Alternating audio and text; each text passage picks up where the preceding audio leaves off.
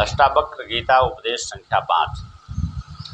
मोक्ष का किसी लोकांतर में निवास नहीं है और न किसी गृह या ग्राम के भीतर मोक्ष का निवास है, किंतु चित्त जड़ ग्रंथि का नाश ही मोक्ष है।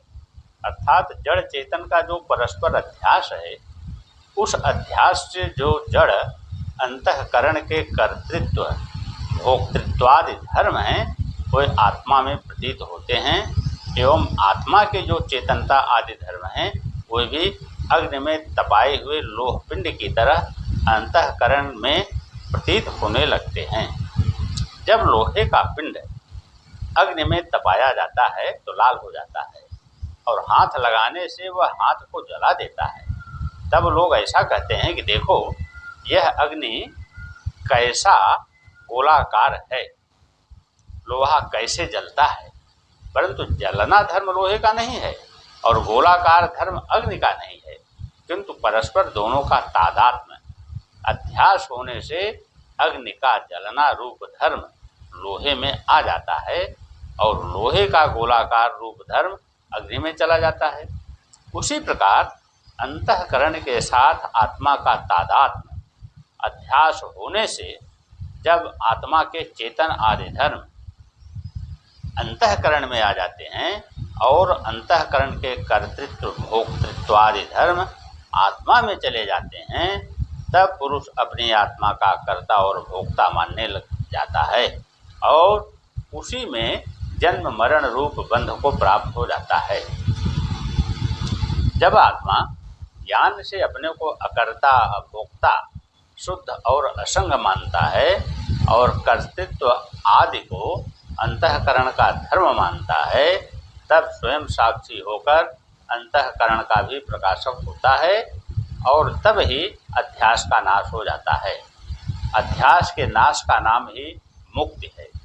इसके अतिरिक्त मुक्ति कोई वस्तु नहीं है।